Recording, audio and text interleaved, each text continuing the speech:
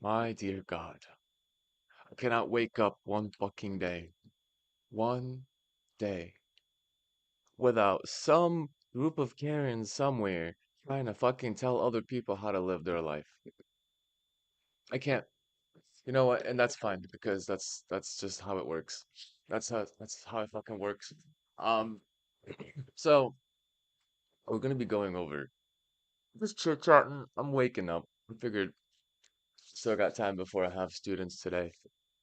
I can chill out on stream if anyone joins chit chats with me. We can have a conversation about this bullshit, but this bullshit. Holy, I don't know if you've heard about this yet. If you haven't, please hear about it now. This, whatever this is, this organization, cuties. They like cuties, but guess what? They don't like anime that depicts bullshit. Okay, fine. Incest, yes, yes. Incest and bullshit like that. You wouldn't find me playing those games, obviously, but it's not even about that because the subject keeps getting flung around like a fucking dead horse when the reality is there's an elephant in the room and the dead horse is just constantly being flung around. Oh, but you support incest. No, no, no, no, no. I don't give a fuck about that. In fact, I stay keep that away from me at all causes. You wouldn't find me searching for it. You wouldn't find it in my history. It's just disgusting. But I'm me, man. You do you. All right. The big problem is the elephant that's in the room that's fucking sniffing that dead horse like holy shit. They really fucking broke the spine on this one. Is the fact that this collective shell organization just successfully achieved two huge things. One, they censored Steam using Visa, using MasterCard, using those things that we used to pay things with because cash doesn't fucking exist anymore. So we're kind of stuck with the digital world.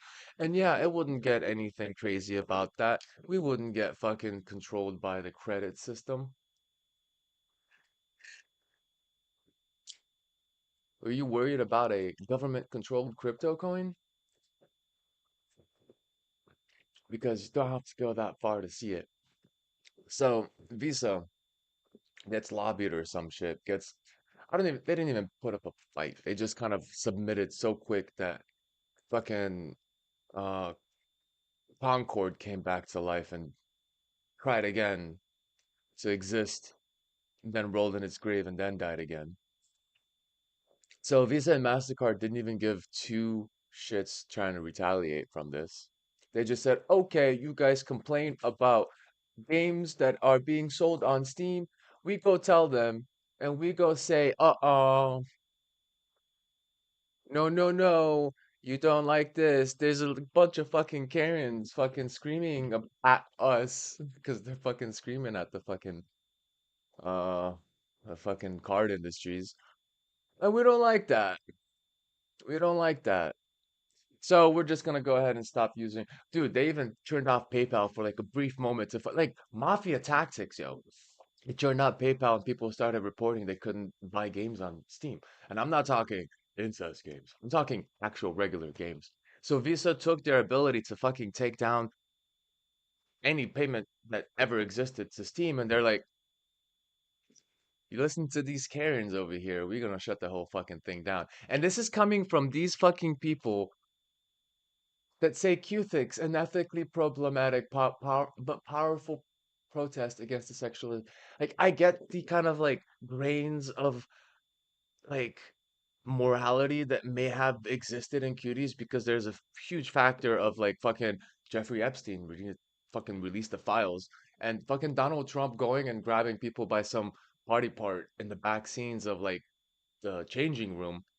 There's a huge, huge corruption in using females at all levels, 100%. But to say that that movie itself didn't represent anything other than just an ethical, problematic, powerful protest, no, it was fucking weird. It was fucking weird. But no, it's your anime. It's the non-real things you play that's the problem, not the real representation. Look, if they gave two shits, they would have fucking stopped Pornhub. They would have stopped fucking RedTube. All the fucking porn places. that basically use real life women, not anime, real life women for money, and they pay them, of course. But the fact is, like, if they fucking gave two shits, and they don't, they really gave zero shits. But you know what they care about? And here's my theory now. They've been trying to control Steam. Steam is one of the most, maybe not lately, it's getting a lot of hits of everything from bots uh to some games basically trying to like manipulate their reviews and say, hey, go, review us or whatever. And it's debatable whether promoting people to go review your game is actually manipulation. But they're being attacked. Steam's being attacked. And I think it's a huge, weird, like, intersect between the fact that you've got gaming companies.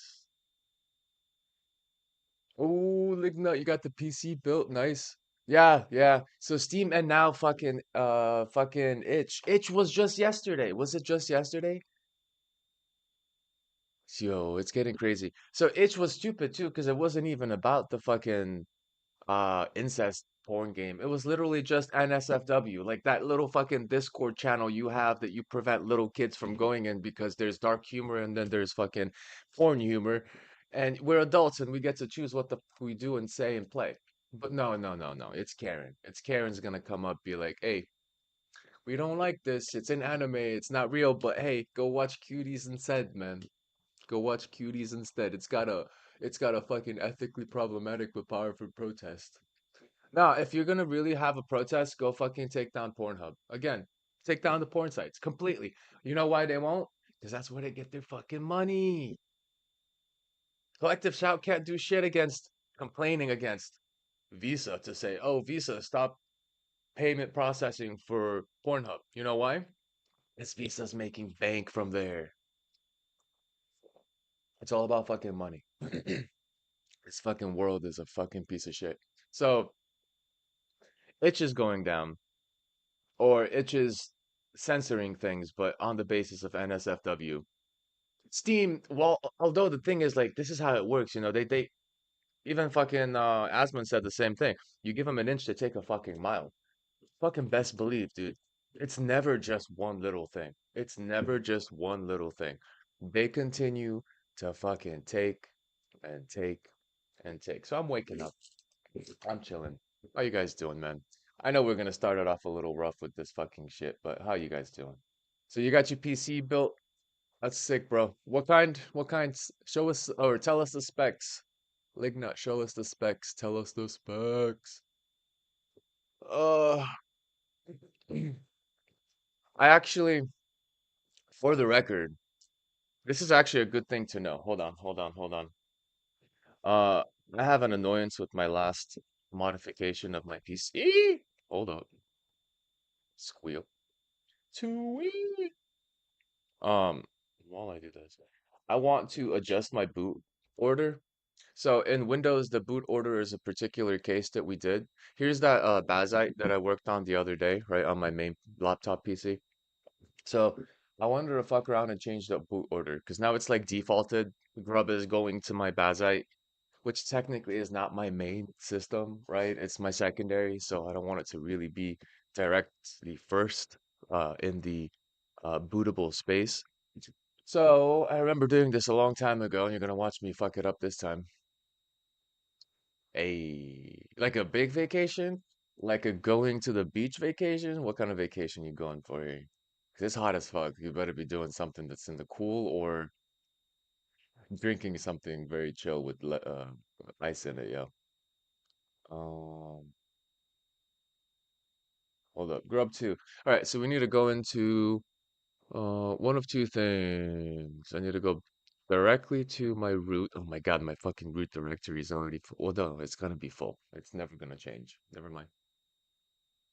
Um, I need to go to boot, right? No, etc default. etc default. So if you want to change the order of your grub boot system, this is where you want to go. Here it is. Always make a copy. Meh. Eh, I can't copy because I have no permissions. Yes, yes, yes, yes. I know. All right, so we got to do this to the manual way. All right, so slash etc default group. No, just that. CP grub to grub dot bk up. Ugh.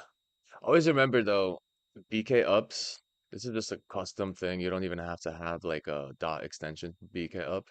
But dude, it's even if it's just copy, when you like copy paste something and then it just says like parenthesis copy, always make backups of everything before you do it and make sure it's there. Okay, grub backup, cool. So now let's go to VI, bros. Dude, I haven't been in here in forever. Wait, grub menu.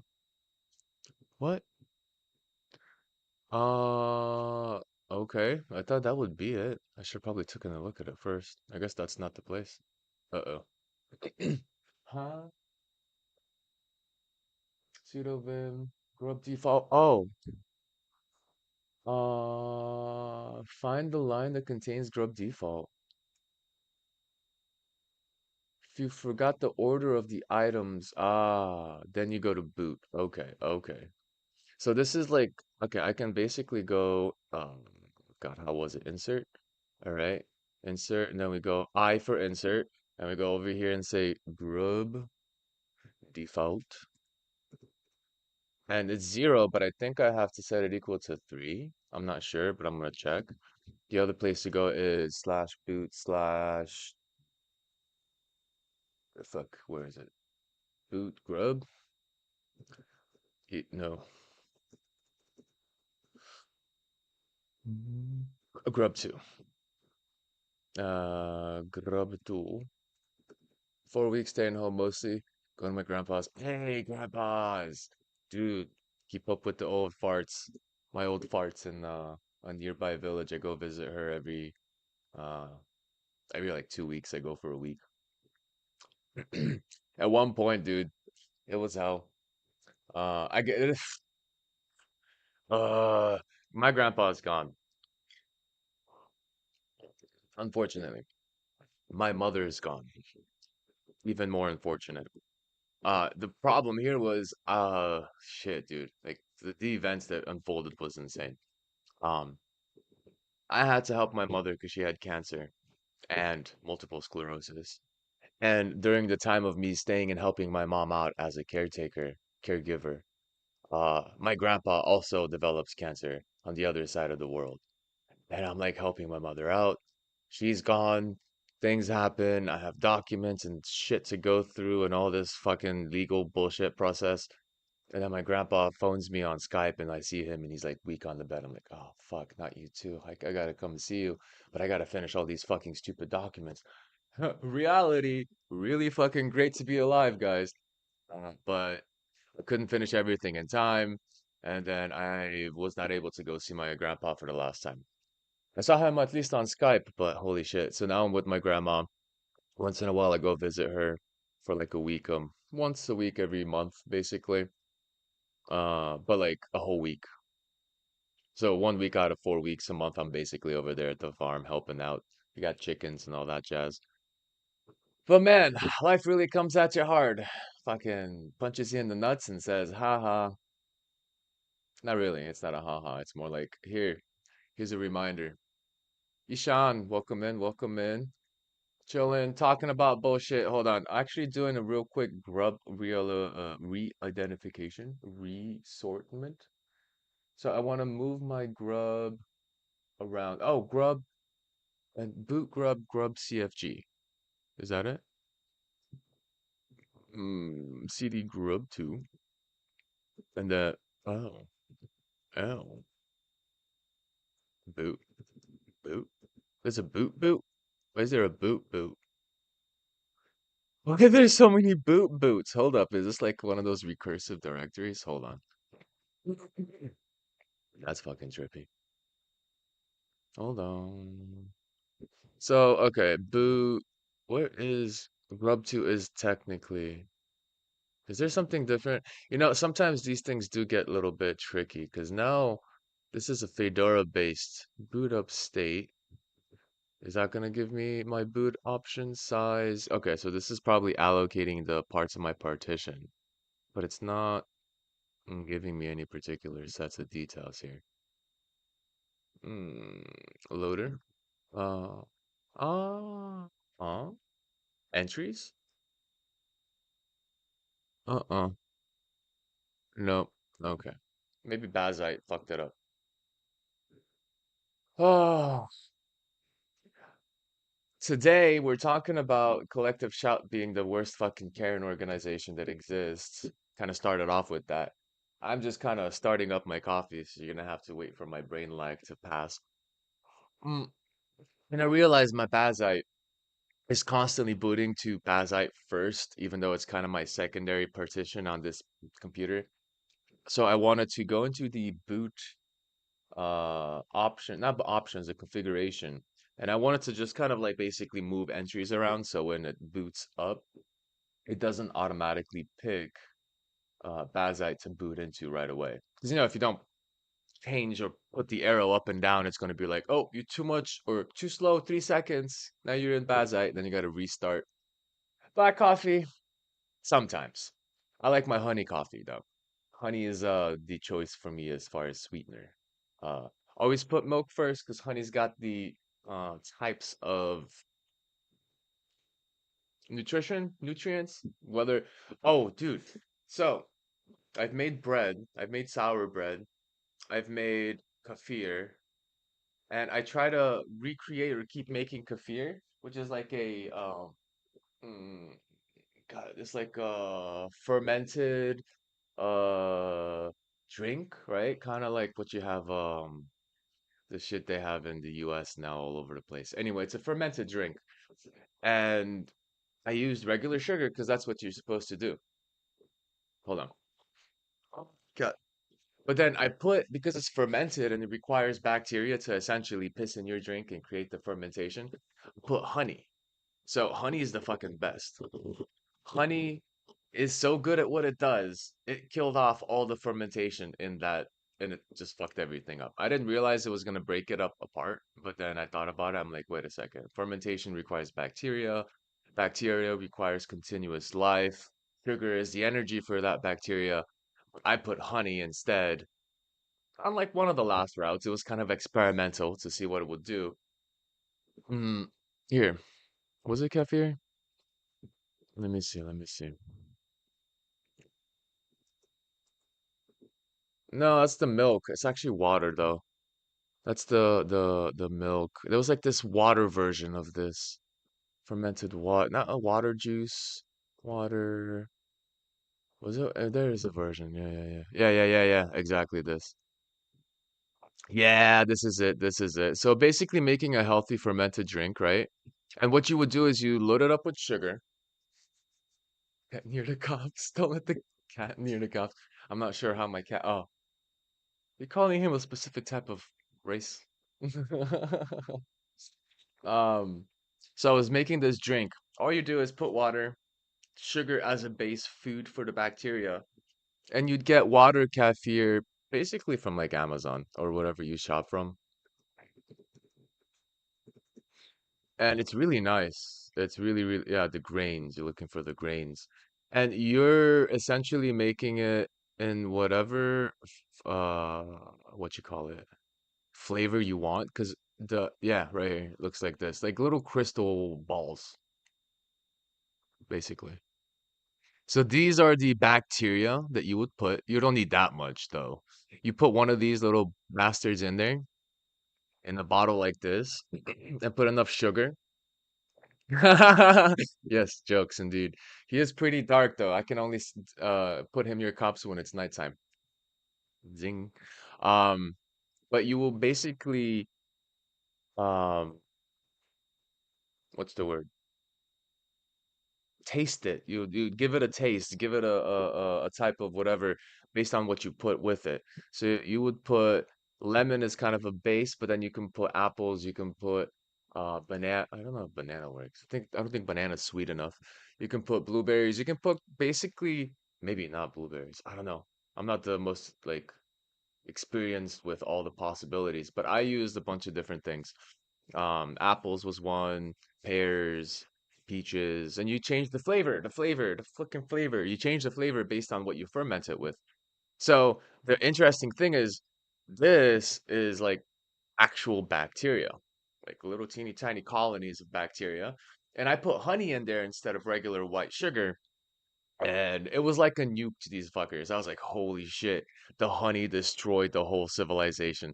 So honey's great. Honey's great. But always, if I put honey in my coffee, going back to the previous subject, coffee. If I put honey in my coffee, it's going to be when the coffee is like cool, because you're still dealing with a type of uh, antibacterial sort of nature, and I think it is a little bit alive too. But you don't want to kill it when you do it in really hot water or coffee, which will basically cause it to die.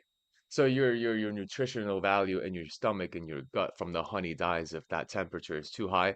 So basically, on my coffee, put some milk in there, reduce the temperature, put a scoop of honey in there, and I don't get sick ever. Really, I haven't been sick in ever since COVID. And before that, I didn't get sick for like 7, 8 years before that. Um, Again, just like diet, man. Garlic, there's something about spicy foods. Spicy foods keep me alive, man. Keep me healthy as shit. It hurts, but it also hurts the inside bacteria. Okay, the enzymes specifically. Yeah. So the enzymes themselves get burnt if it's too hot. So always put a little milk in. Because, at first I had a lot of people like, wait a minute, you drink honey in your coffee? That's for tea. And I'm like, have you fucking tried it? And then they try it. They're like, damn, that's not bad. I'm like, yeah, it's not. Why sugar? Why do we have sugar? Why can't we just support our bees, plant flowers everywhere? It'll look gay as fuck, but we'll have plenty of bees and plenty of honey, and then these sugar canes can go fuck themselves. But I mean, it's really difficult.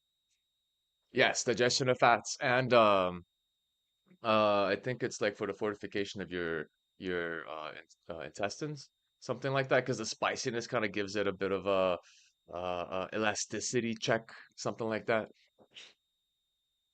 Never tried it. Red Bazite docs, just configure grub. You just configure grub. If number 4 is the one you want, sudo ostri admin pin 4. Hmm. Hmm. You just? Ah. Hmm. So they did it manually. Or they did it through a application, it looks like. I would have done it completely manually, but hey. Hide at full after successful boot, same as dual booting. Always show grub. Grub is hidden after a successful boot, but it will show if dual booting. Yes, that's true. So it is showing because I have dual boot. Like, actually, what I like about the recent adjustments to Windows 10 is they actually put up their own window boot manager, which is great. Because now, before, if you dual booted, Windows kind of took over the master boot record on your hard disk drive. Back in the hard disk drive days, we got solid states now. So on your drive, and then when you would install Linux, you would depend on Groot. You would depend on Groot. You depend on Grub to identify Windows that exists and then give you that Grub boot. But as soon as something happens with that Grub boot, you kind of lose your Windows partition. Then you got to go into the recovery process.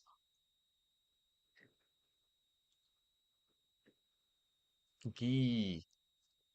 Clarified butter, and if you eat spicy foods, it helps store the butter in a way that burns. Yeah. Also, a good fact: we are beings of multiple um climates, right? We've sustained extremely hot temperatures and extremely cold temperatures. There's a huge benefit in health when you switch your body temperature quickly.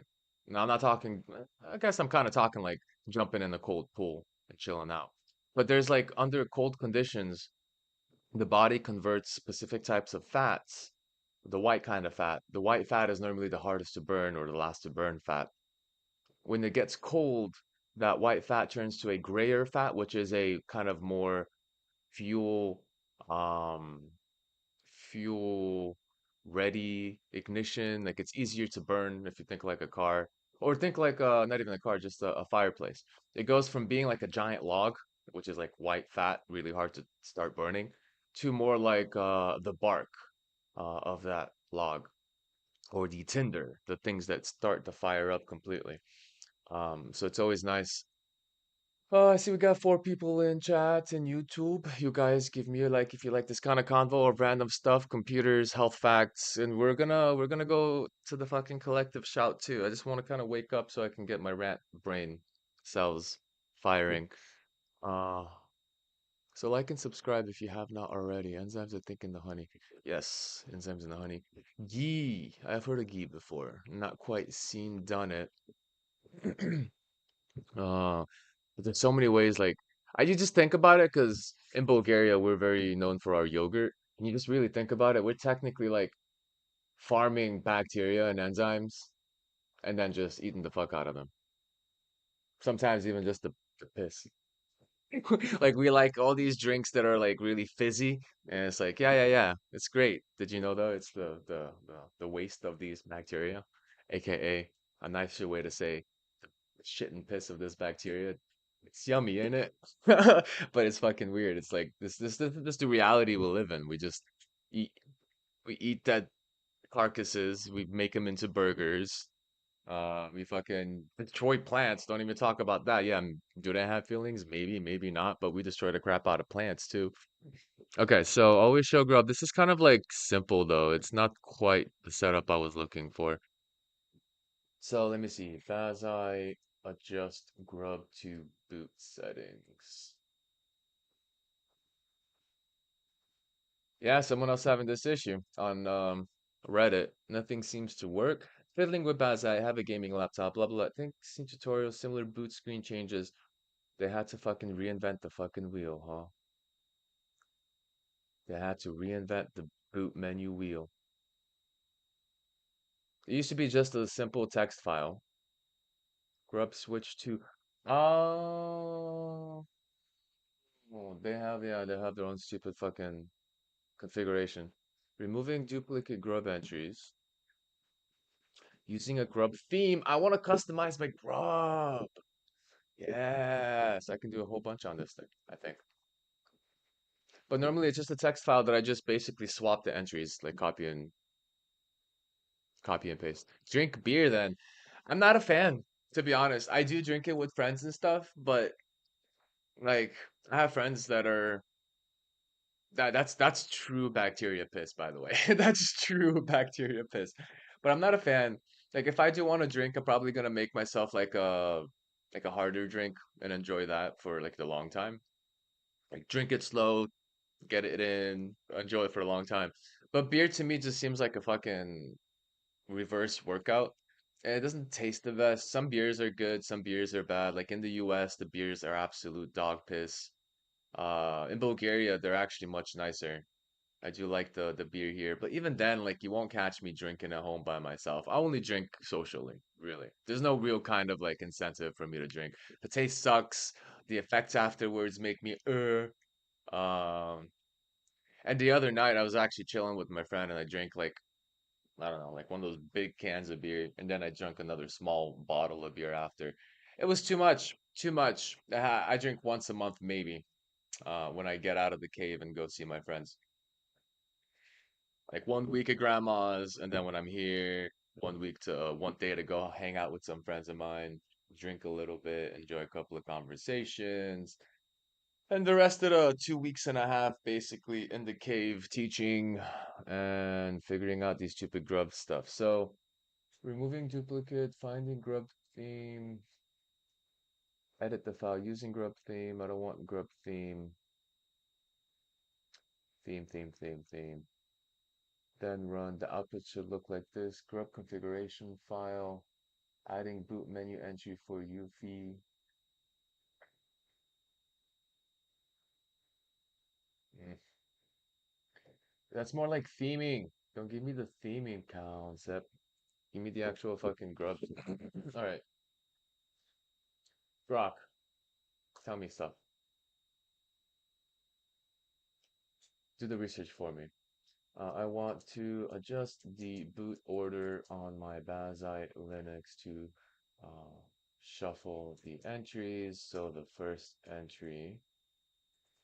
I mean, this might as well fix it because I did do a default on the three. I'm pretty sure it was the third option, unless it's doing arrays, which means it's the second option.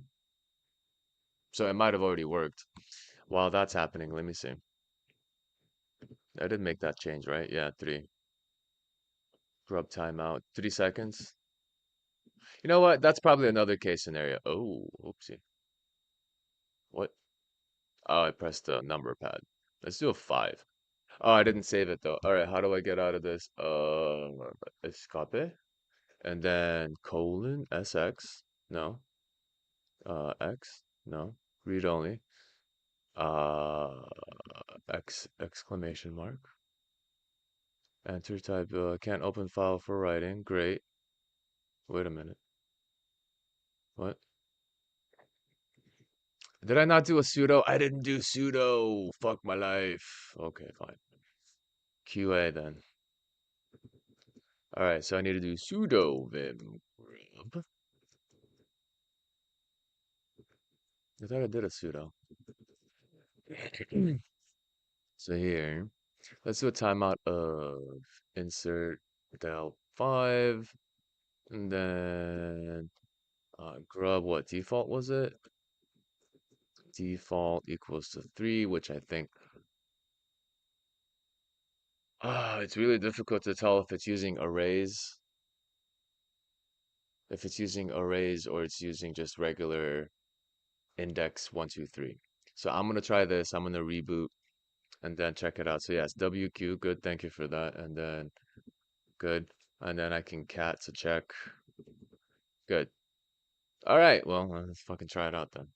So this is me modifying at least not the entries, but just potentially it's enough. I don't have to do the full entry, which I guess it's a good thing that you don't have easy access to the entries, because then you can fuck shit up if you don't know what you're doing and then never go back into your Linux system again or Windows system. Shuffle the entries. So the first entry is third swapped to first.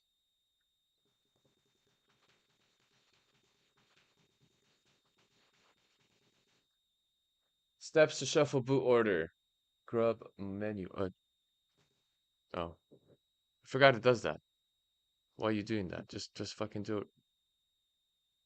Just do your thing, man. Just do your thing. Are you doing it? I mean, I like the kind of elegant way you're trying to restart, but why don't you just fucking do it? Just fucking do it. There's nothing open right now. Oh, crap. Grub may config. I'm modifying at the moment, modifying my grub to compensate for the starting point of grub. That's the weird part too. I don't get to see this part of the screen. So the Acer boot up obviously makes sense. BIOS is just loading. You don't get to see the grub order. It is entry. It is the third entry, but it didn't actually go on the third entry. So no. Well, wait a minute. I did a tard. I went into my Windows partitions. So there's my Windows manager actually doing its thing. There's my Windows on different volumes. So I have a backup for security and a main Windows for just using it on a daily basis. Let me redo that. I wanted to go back to Bazite, but it did. Okay, I didn't do the grub make config.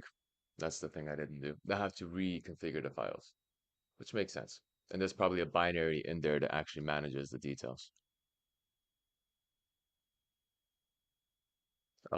We going? There we go. So yes, menu entry, grep menu entry. So we got to go to run the following command. It's apparently in boot grub2 and then grub.cfg. So I might as well just enter a fucking admin terminal and make that happen. You want to copy the grub in the etc default. Did I not do that already? I gotta check, but I think it was there. Yeah. I did that already. Open grub config, grub default. There it is. It says 0. I can fix that. Okay, so the first entry would be 0, so I got to make sure it's 2. index 2. Why do I even second guess myself? It's a fucking computer. It's always gonna start counting at fucking 0, no matter fucking what.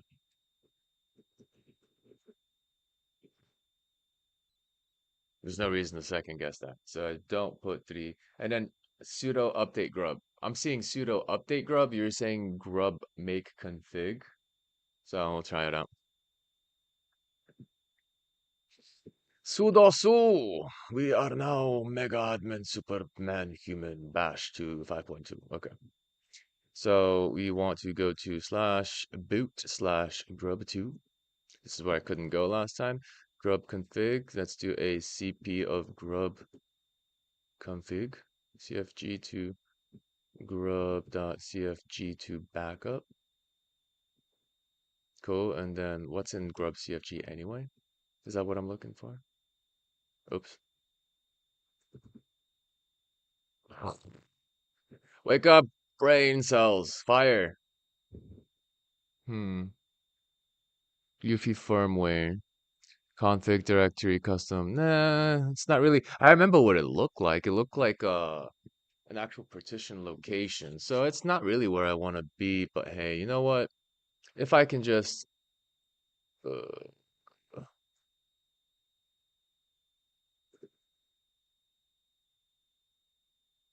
why doesn't it give me directory location anymore? Anyway, etc boot. No, wait.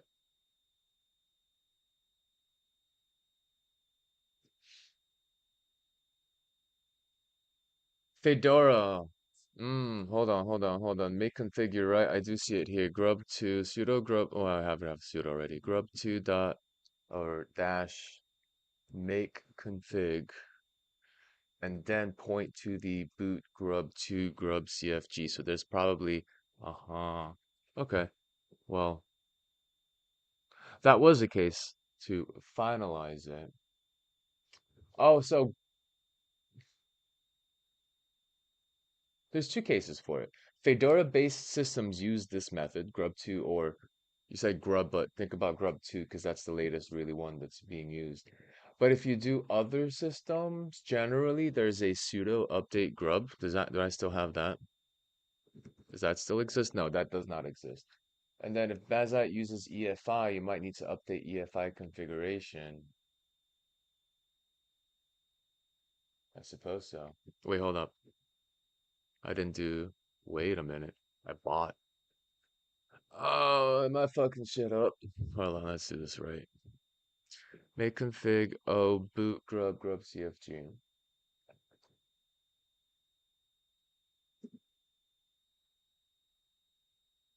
Adding boot entries for you EFI. Oh, okay. And then there's a EFI space we have to update. God, this is annoying. I remember how annoying it was to fucking fuck with the boot up process. Grub.cfg. There's another configuration file for EFI type systems. I think I turned mine off though, but I'm gonna do it anyway. Fedora, brain, please wake up. Don't make these mistakes now. This is the booting process. Boot, EFI, capital EFI, Fedora, grub. Oh, make config grub2. Oh, thank God. Okay, maybe I'm not gonna fuck up. Maybe I'm never gonna be able to get to my system again. But it's just kind of a coin toss at this point. Me being half awake, half booting up my own brain. Check of third entry to fight. Oh, I did all this for nothing because I have to go back to Vim. Was it? No, it was etc grub boot. God, what was that? Grub default. etc default. I didn't fucking change this to a 2, guys. Hey, 23. No. Fuck my life. No. Okay. All right. At least I have these on an up movement.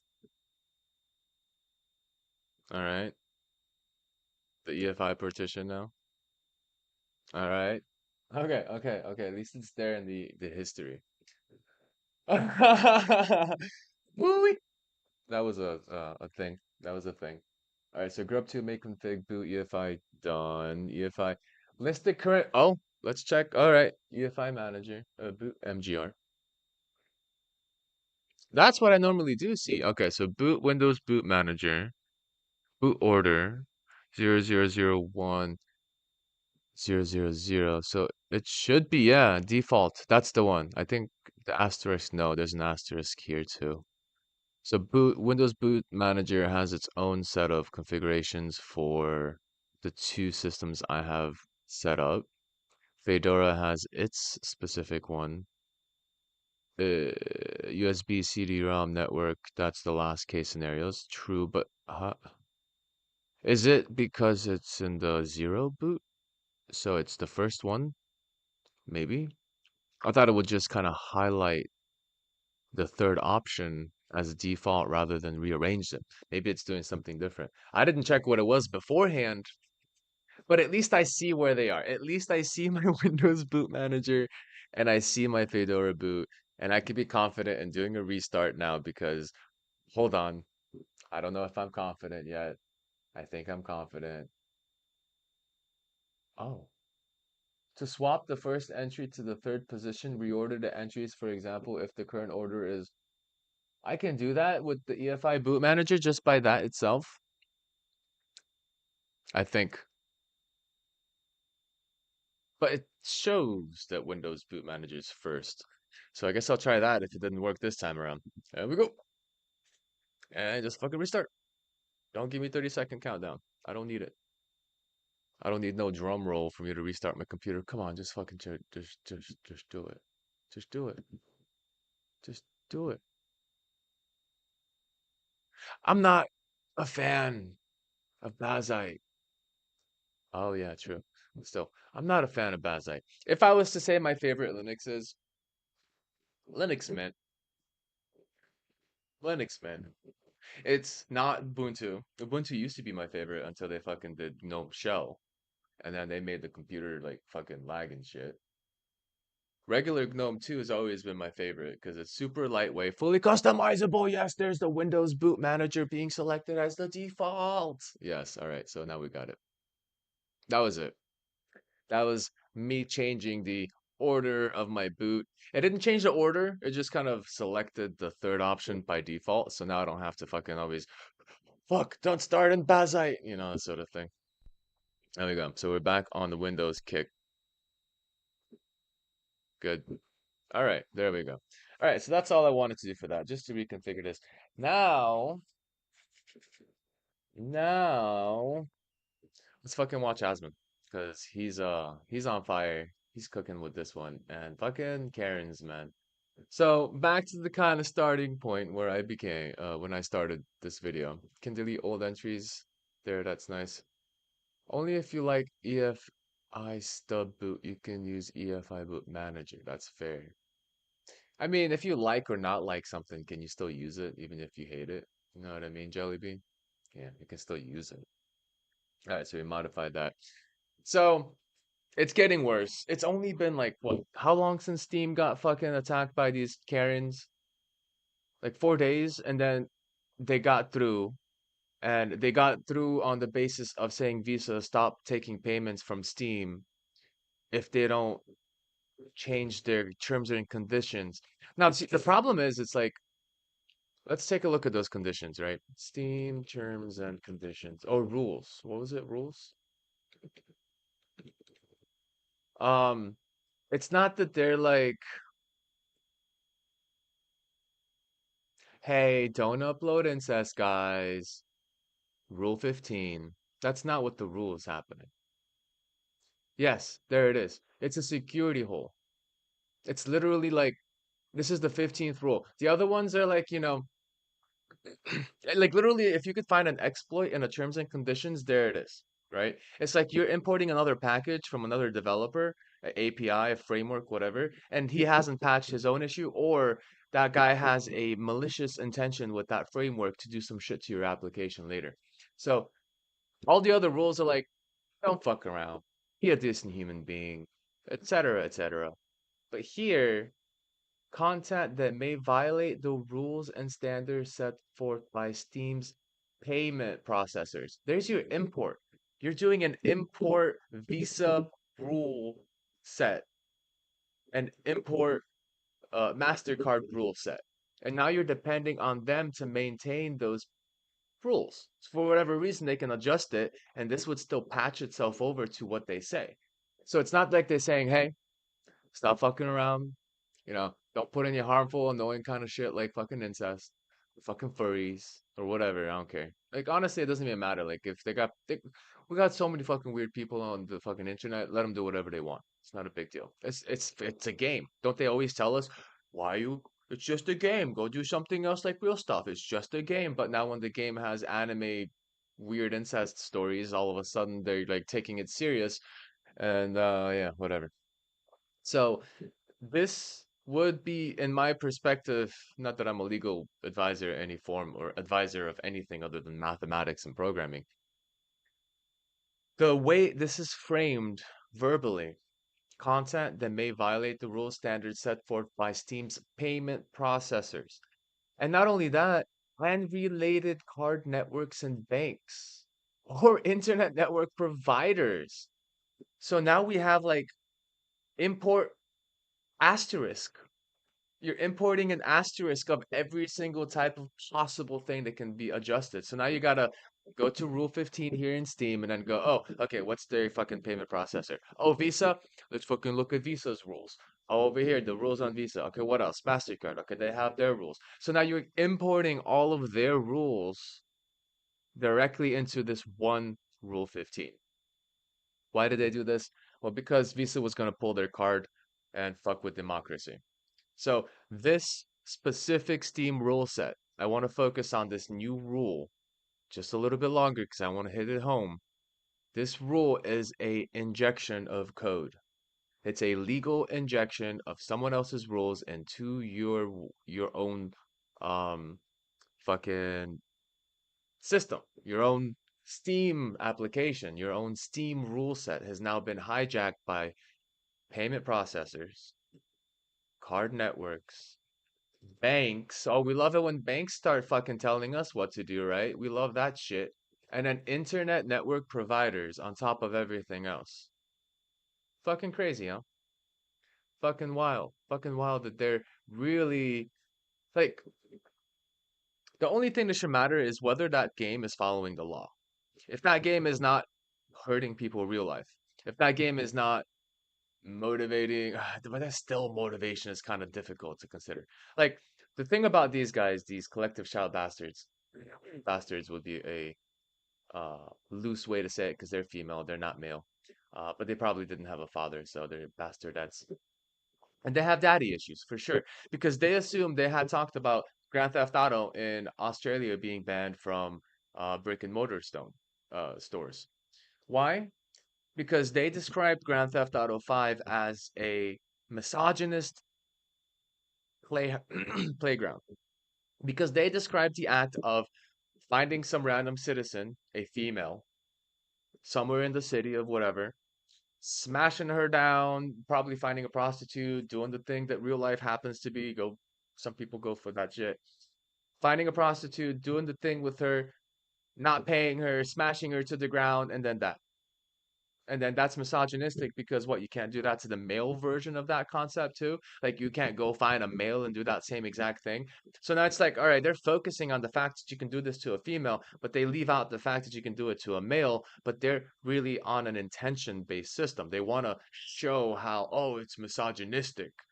They're going to focus on the specific ideas that support their own incentives. And when you call something a Nazi, a misogynist, fucking, what are the other words? Racist, like all of these keywords, I don't recall where it's from. I think it's probably from 1984.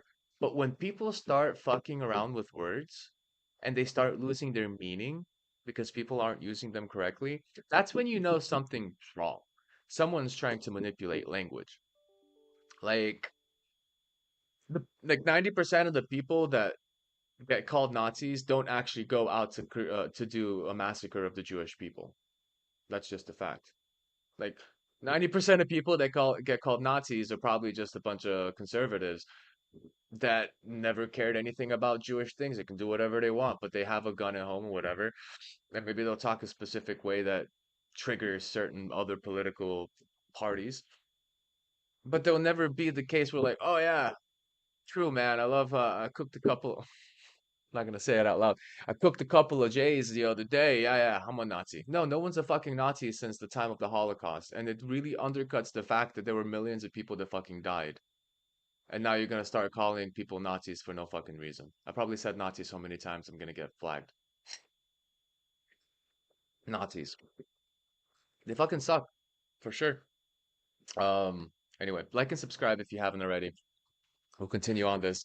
We're about to watch basically Asmogon's take on this because it's fucking serious. Like they took down Steam's first, this is only step one. Step one, inject yourself. They've injected themselves into the Steam's rule set. We saw it. This is the exploit that's going to get basically fucked with. Either they're going to continue to fuck around with Steam and start including higher and higher sets of standards. Oh, this one, and then you know what? Grand Theft Auto 6, you can kill all the males, but you can't touch the females because they're fucking special. Because that's misogyny. That's like the kind of shit that's gonna happen, right? You're gonna start playing games and like females will be super bland, super basic. You can't talk to them, you can't do anything because developers are gonna be like, shit, what if this female character says something wrong? This fucking Karen over here in Collective Shot's gonna get pissed off at me. So either the females are gonna be like omnipotent, non-destructive characters on God mode, and the males are gonna fight with each other.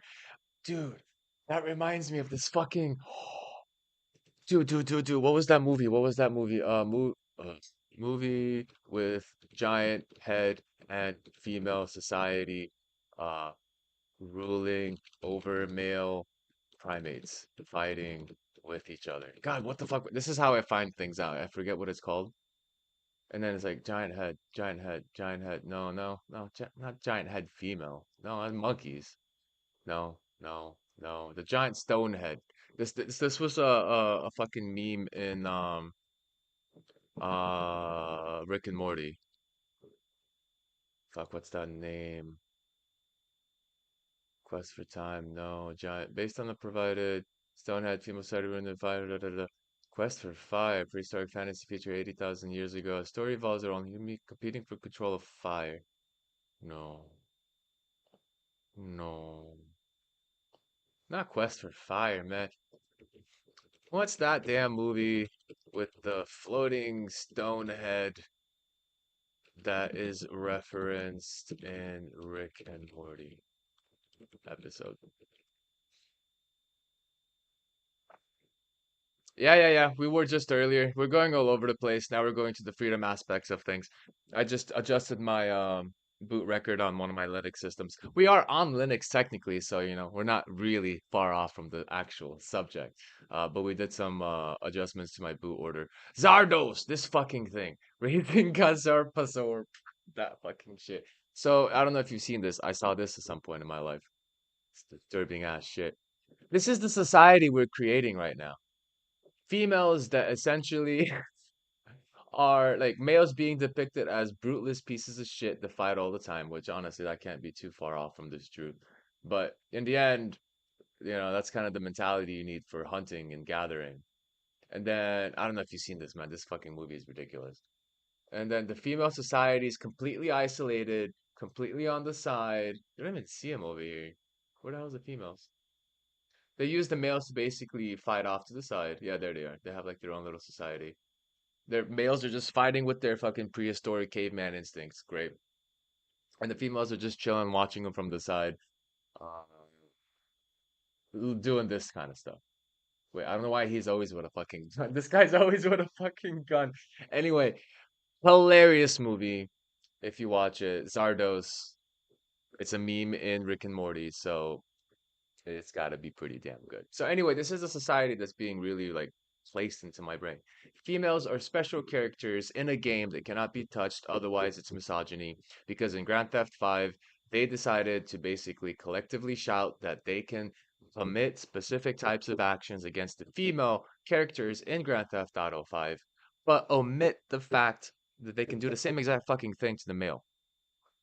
If a game restricted you from actually touching the males and then gave you specific quests to go smack as much women as possible, you can call that game misogynistic. That's fine. That's obviously misogynistic. You can't touch the guys and your quest is to smack females. That's fine. But if a game basically lets you do the same exact actions to both genders, that's called fucking equality. Like, I'm sorry, that's called fucking equality. If you can do the exact same thing to a female that you can do to a male in Grand Theft Auto 5, it's called equality. Anyway, let's go. Hi, guys, I've it's me rambled again, enough. and today we're going to talk about the parasite that is payment processors, primarily Visa and MasterCard, in between their very busy schedule of scamming random That's also the shit that gets me, man. This part. financially illiterate people into contracts with credit cards that have 30% interest. They've somehow also managed to fuck up the internet at the same time. So recently, there's been a group called Collective Shout, which is, I know this might surprise you, a militant group of obnoxious Karens from, I believe, Australia, but let's be honest. Yes, real life still has a decent aspect. See, the thing about the web is it shines a light on things that can creep up on you. That's the thing. And if you don't take action before it happens, before it starts to continuously creep up on you, then eventually you just become, what's the word? Apathetic to the changes in society. And then you get affected by it later, when right now it's not much of an effect to like 99% of the population, right? Absolutely. It's nothing. But it did make an effect. It did adjust and create a backdoor for banks now to have specific types of rule sets to another system. So now we're seeing that no, we don't have to go to government to make this a law or not, because no one's going to accept that sort of law in government. It's not like this whole concept of having freedom of expression will override any type of restrictions and censorship. So what do they do? Oh, well, let's cut it off from the head. Where's the head? Where the money's coming from.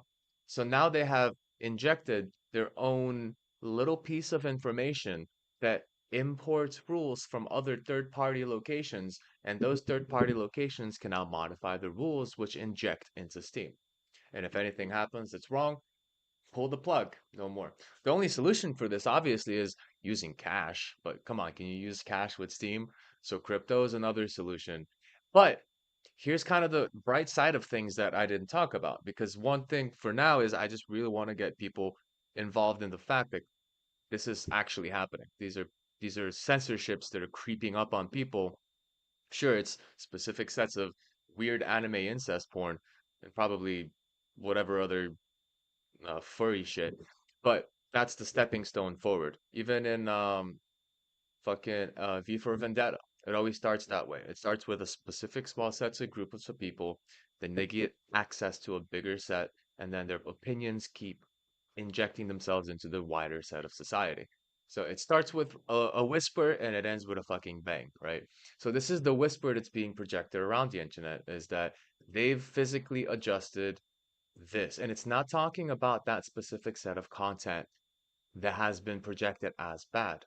It's not saying, hey, payment processors have said that we cannot do this content. That would have been a bit more like direct, right? That 15 rule would be a bit more direct. But in this case, we're just importing rules and standards from those payment. Excuse me. We're importing those rules and standards from the payment processors. We're not specifically talking about, sure, in particular, now they're being specific, certain kinds of adult only content. Fine, that is kind of generic and still specific at the same time, but not really. But the fact that we had to specifically say that these are now the ones that are influencing the violation of the rules and standards set forth.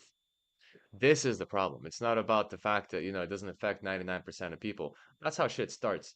You give them a fucking inch to take a mile. It's going to be all over the world that have gotten This, together this, to this is, bully and attack. it's like a fucking hacker injecting a backdoor in your code. That's all it is. Anything that depends on a third party, a hacker can come through. Now we reconnect and pass some data over. Now that hacker can act fine and act appropriately, but they can also fuck some shit up and inject some shit in your code that, you know what?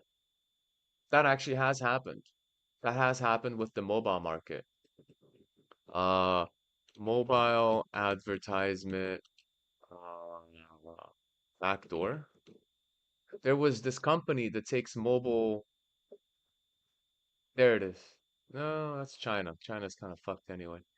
There was a specific advertiser that basically gives you, as an app developer, you piggyback on this advertiser, you make money, but also they began using your phone as a VPN, basically. Was it the V? No, it was just a general. There was a Google app. Was it a Google Apps? Google Apps, Google extensions. Some Google extensions trying to get basically just a developer trying to make money. I'm not a robot, man. Oh, is it because I'm on Linux? Yeah, I get it.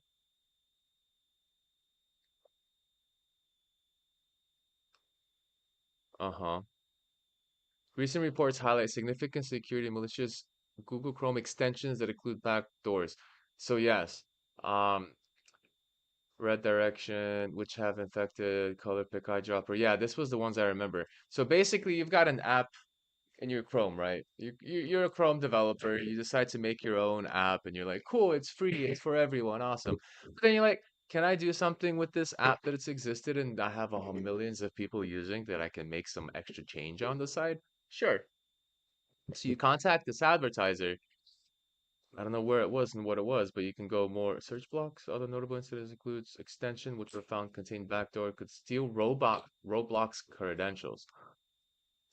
I mean, you think you're installing a, extension that was free and is free, and then you as a developer is like, I want to make a couple of bucks on the side, so you include a third party uh library from this guy that's going to pay you money just to have ads on your app now. Lo and behold, it maybe started as a simple ad, but then they changed their little API to now include injection, stealing fucking passwords on Roblox, or whatever the fuck else. This is the problem when you depend on a third party. This is the exact representation of a Google extension being hijacked by a third party. And this is the legal injection of rules being hijacked by a third party. I want to really show that sort of like frame by frame difference, right? This is a app that exists, a Google extension that worked perfectly fine, was free for ages, and now all of a sudden the guy wanted to make some money. So he included an API from a third party, and then he made some money. Lo and behold, they probably had a clean API for a while until they decided to add a backdoor to steal credentials. And this is Steam's 15th rule that now imports an API related to rules from processors, card networks, banks, and internet network providers, because we all trust them to be legit, right? We trust them to handle the rules appropriately, right? So now everything's fine. No one's gonna complain. Yeah, it's just incest. Yeah, it's just anime games that are mature rated, whatever. But wait a couple of months and not even that much. Itch.io just got hit just for NSFW. I think that makes no sense. What's up with NSFW? Oh wait, it's actually okay. I'm not gonna do that because I don't want to be here. Uh, Itch hides almost all NSFW. So now they're not targeting specific types of really weird incest anime games. Now just all things you would have in an NSFW. So they're kind of like testing the waters. They're seeing how far they can go before someone says something. Hack Visa and MasterCard into refusing service with Steam and pressuring Steam to remove certain games off of Steam because these games hurt their feelings. Oh no, it's an incest game. Oh no, it's a fucking not safe for work game. It's a porn game. Who gives a fuck? Who cares? The thing is that, and this is the big issue that I have, I'm That's the very straw man, agitated though. about That's the this straw man because is I see the where this incest is part. going. It begins with the incest games and it ends with whatever the fuck they want. And so, if anybody remembers back in the 2000s, if anybody 3,000 years ago, whenever they were talking about how Grand Theft Auto is causing school shootings and these video games are causing this stuff, what's to stop these disgusting, fucking annoying Karens from being able to bully these Yeah, processors exactly. into Exploitable. It's effectively not absolutely allowing us to exploitable. play the video games that we And want, not allowing us to consume the content that we want, and fundamentally, at a very, very basic level, limiting our freedom of expression through effectively looking at the chain, finding the weakest link in the chain, and taking as much advantage of it as possible. honestly, this is a very good argument for crypto. Crypto and alternative payment processors, which now we can start thinking about other instances, other companies that can happen. I think Japan was having issues with this. Japan and collective shout. I think there was something happening on X talking about one of the politicians. Um, 2 days ago, Steam has censored hundreds. Let's see what this petition is. One of the politicians of Japan started getting pissed off at this crap. So anti-pornography has been, and this is one thing I was talking to one of my friends, like it's two fucking huge extremes every fucking time. I know most of you, if not 99% of you, are not super mega conservative. I will be holier than thou. Please no pornography in my feed and blah blah blah. And it's a sin to see a naked woman and shit like that, right? And then you've got the complete opposite liberal side where everything's a fucking gender, everyone should walk around naked, and like it's like these two fucking sides keep fucking taking over. For the last 8 years, we had the fucking everyone's a gender. Your expression is what makes you a gender, not your biological science. And now we're going to the other extreme of like everything is gonna get banned that shows a side boob. Like we're always fighting between these two extremes, and we got to realize that we're not in control because we're just watching. We're starting to be in control because we're acting on it. The Stop Killing Games initiative is a huge, huge show on this, and we don't have to like protest on the street yet. We just have to be active in finding these issues that are specifically harmful, that can be exploited, even if a trustworthy source exists. You know what used to be a trustworthy source? Which is very debatable. The back door is still compromised and exploitable. You know what used to be? What company used to be a trustworthy source? Google. Because at one point in time, they had a don't be evil fucking thing. Yeah, basically, what was the object in motion? No, hold on, that's something else. Like a back and oh, the opposite force that's reacting to. Yeah. So they had this plaque, and wow, where is it now? Are you not gonna show me? Don't be evil. Google back in the day had a big wall that said, "Don't be evil." This is it. I think this was it. And just kind of no, that's just the edit. Where's the actual image of the wall with the text? Are they erasing it from history? Come on. Nah, son. Nah, son.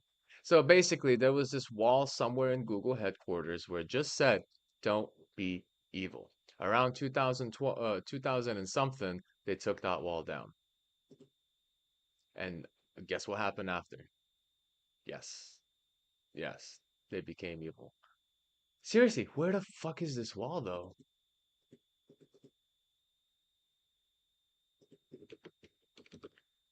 I find it hard to believe that this image of the wall can be taken down all over the internet in a single swoop. Don't be evil again.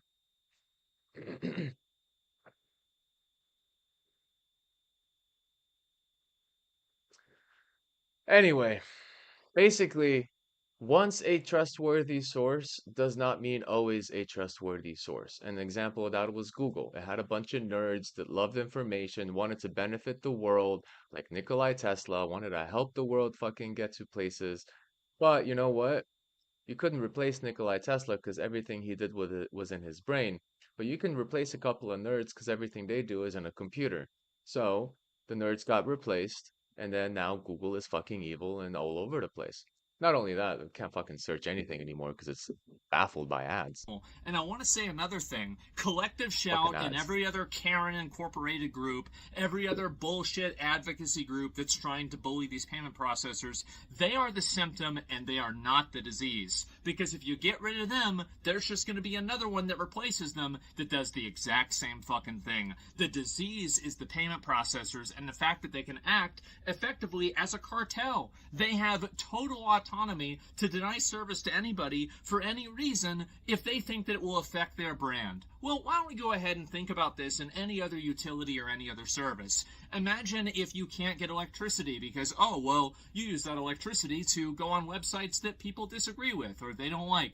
And I have no problem with them denying service to something that is illegal, by the way. I think that's totally okay. But whenever these people want to create their own moral legality and then use these payment processors as a pseudo government to enforce it as a pretty much monopoly across the entire internet, that's not a free market, that's a fucking cartel. And I think they need to be regulated. I definitely do. And I think that's the only way that this actually solves itself. Now, obviously, it's great if we had new payment processors come into the space. And I know that a lot of people talk about crypto as a solution to this. I Yeah. understand that. I personally think that you need to have more regulations for financial stuff, but that's a different conversation. The one thing that I think we can all agree on is that the current situation is bad.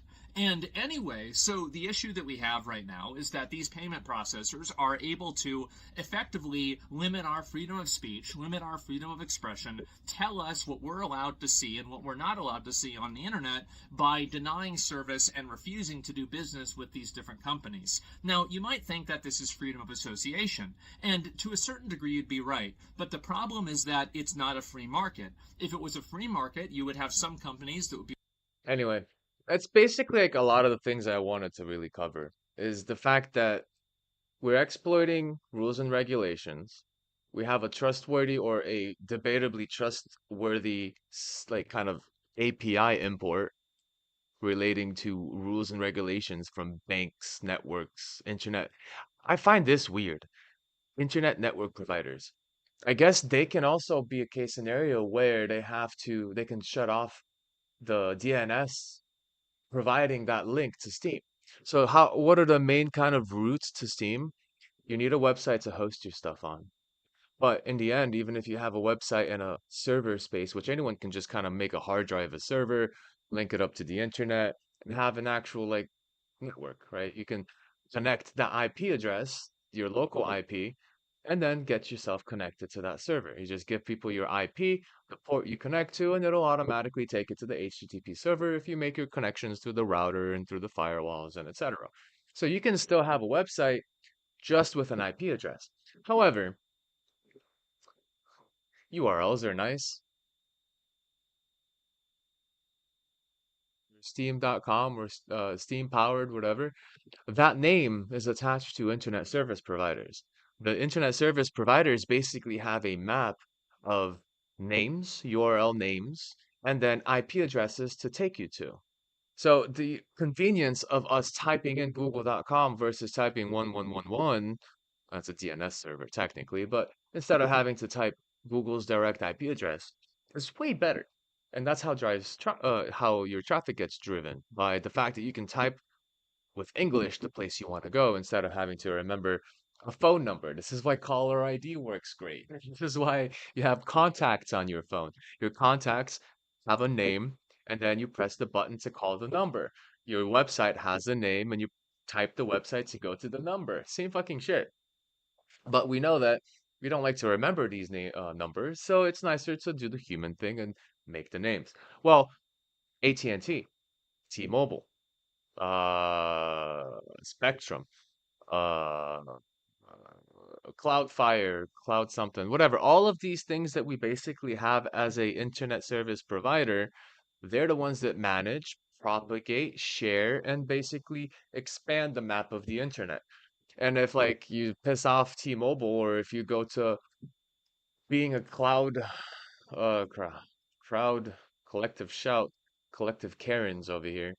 If you got collective Karens over here going to like T-Mobile and Verizon and Spectrum and saying, "Hey, we don't like this place because of this and this and that," well then they'll basically remove the DNS entry, and you can't go to that website by its name anymore. You got to remember the URL by the number, and that's gonna basically kill off like 90% of your traffic right there. Well, that's one of the root cases, not just the fact that you can now remove content may violate the rules. Not just that you can essentially force the card providers to start like adding to your rules of what's deemed content acceptable by the public. Like this is kind of like manipulation. Banks now have the ability to tell us what content is good and bad, which sucks. Which, in all due honesty, we all have kind of self-awareness. We can figure out games like Anime Incest or whatever the fuck is pretty stupid, pretty fucked up. There's probably a bigger story we're not considering here. Like there's a storyline and a bunch of thing that whatever. There's books on this too. Like if you're an author, you write some really weird shit sometimes. That's the shit that kind of gets up to the top, like fucking 50 Shades of Grey. That's fucking weird shit. I've read it. It's fucking weird shit. So like you have weird like creative writers, sure, but to say that they're going to be restricted because of the content they provide is out of this particular range of acceptability now fucks with our freedom of speech. So that's the idea. I'm not going to go through the whole video. Oh, I might maybe Willing to go a do little it bit and some more. companies that would not. But the issue is because Visa and MasterCard control such a large market share of payment processing market, what that causes is it causes people to be forced effectively into using them as a service. And in the same way that you guys know this, if you live in an area that only has maybe one power service, or you live in an area that only has one internet service, oftentimes that service is either, there are two outcomes, guys. It's either regulated or it's garbage. And sometimes it's both. But I can guarantee you one thing, it's certainly not good. And the fact is that I understand some people might be against regulation. But I've got to tell you, okay, if you're sitting on the internet using your smartphone complaining about regulation, you might as well just be a fish complaining about water. Everything is regulated. Your car is regulated, your phone is regulated, the battery in your phone is regulated, the data your phone receives is regulated. Everything in the world is regulated. And that's true too. Like regulation is just a part of society. Like there's a level of like regulation where it's good for us. Then there's a part of regulation where it's too much. But there's this weird like back and forth ping pong discussion between regulation being bad or good on a black and white sort of level, or good or evil. But it's the middle point we're really interested in. We need a balance of regulation that doesn't regulate the people, the public, because one person is not harmful to the masses. We have to regulate the effects of one thing propagating and affecting millions of people at once. We can't just regulate people because there's like 0.001% that love this kind of like incest shit.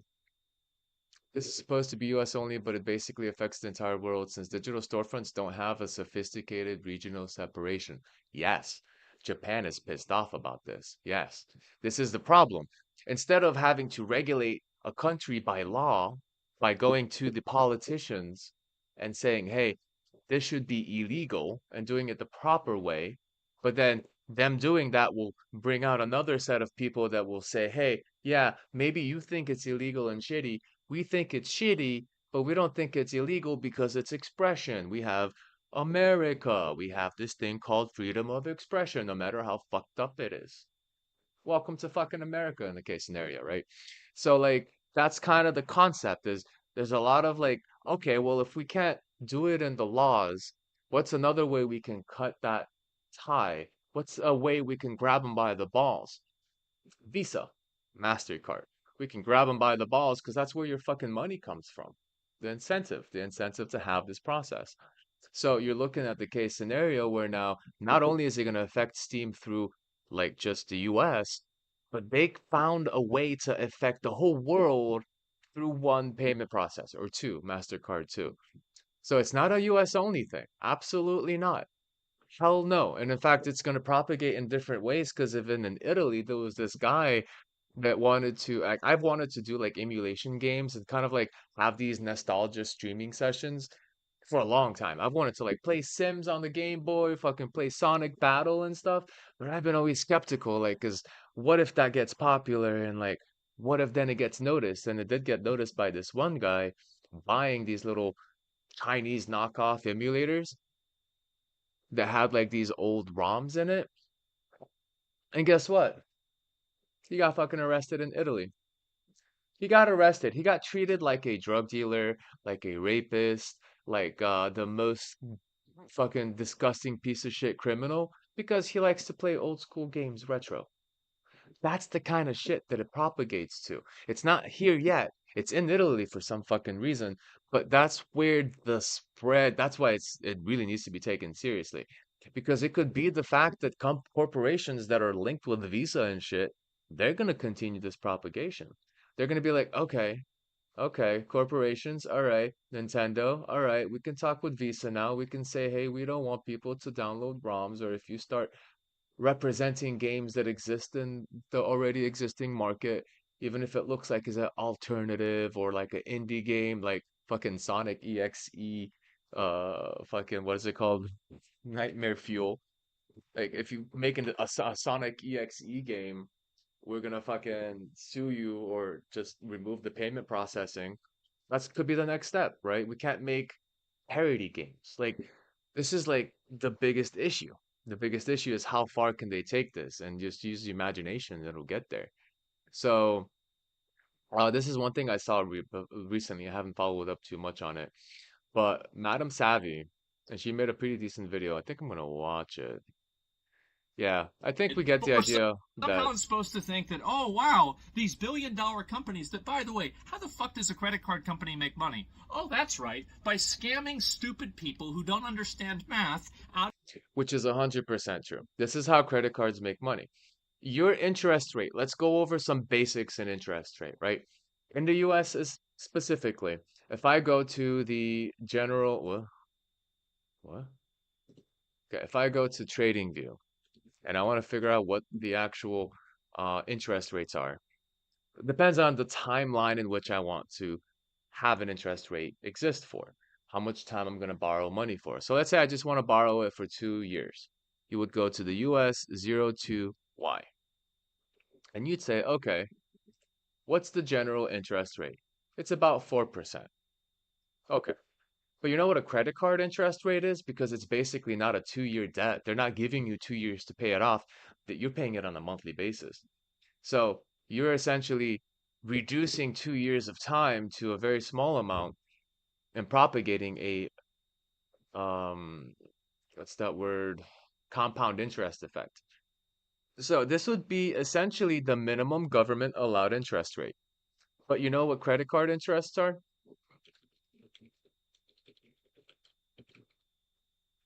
They're not 4 or 5%. I looked it up in my thing. They're fucking 25 to 30% interest rate. Tell me what the fuck? They're making the difference. If 5% or 4% here is your typical interest rate, generally speaking, if you're trying to get a house, it's going to be about 7 to 8%. I think we're about 6.57%. That's in the area for like housing. But there's always like this minimum interest rate that you can have on the market, and then what you provide to the people in the market, which is up here somewhere, 7.25, and you make that difference the minimum to what you put, you make that difference. So if it's 4% on a 2 year example, there's a 20% profit margin in between these interest rates. So how do they make money?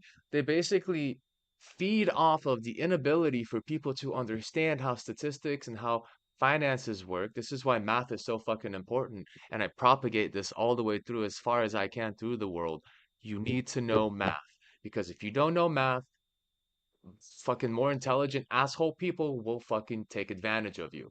This is just human existence. We're always being taken advantage by somebody. If you don't get aware, someone's gonna fuck with you. That's just how it works. And what are they gonna excuse it as? Oh, fucking Ahmed. That's why I love being in Egypt. Third world countries do not give a single damn about piracy. Yeah, I agree. Heck, even our government pirates the software they use in services and offices. I agree. I mean, that's a good thing about non-regulated third world problems. It's like a first world problems like meme. Like, who fucking cares about piracy when there's bigger problems? When you don't have enough problems in your society, pirating shit becomes a problem. And that's such a fucking mediocre digital piece of crap problem. It's not even a problem. It's not a problem. So this is the issue. When you have these interest rates be so different, credit card companies actually take advantage of people that do not understand how interest rates work, put them in debt, and then they do what? They buy fucking nowadays people are putting buy now pay later on TVs, going to concerts, and lately it's been even worse. People buying groceries on buy now pay later case scenarios. People are not using the money they have in their pocket to buy what they need. They're using money they don't own to literally buy food. That's like the worst part. And that's what he's saying. Asman's saying is that, yeah, basically bank companies use credit cards to make money by making dumb people that don't understand how interest works, percentages work, and make money off of them.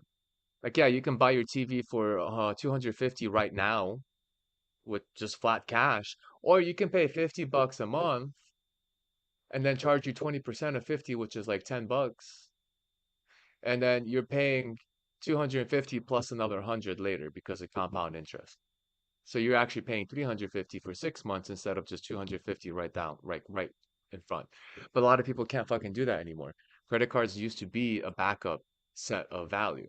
Now it's like the main form of use, which is horrible because we just keep on borrowing money we don't have. And you know what? That makes sense when fucking society's wages don't go up, but productivity skyrockets.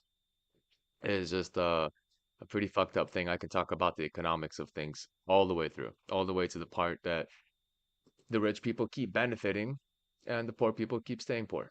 Out of money, writing it off as a loss whenever they don't get the money back, and then being able to say that, oh, well, it's okay, we're not going to pay this off as a tax, because guess what? We didn't make any fucking money.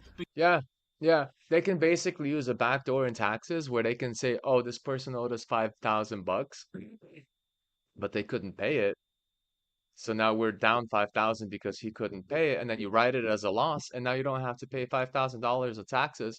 And you know what that means? That's a fucking profit. That means you just made 5,000 by not giving it to the government. And why are we in debt? Because now that government is not taking in the $5,000 to put into the government. If not to say that the government's not fucking corrupt and using money in the wrong places, but in a general sense, that $5,000 could have helped somebody's healthcare, somebody's uh, UBI in the future or whatever. But because that person did not pay their credit, that credit card company does not pay the government.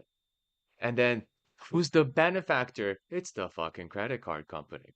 So that's what he's saying. It's like a fucking tax loophole to basically take your losses and put them against your taxes and say, hey, I don't have to pay 5 million in taxes because these people didn't pay me 5 million in money.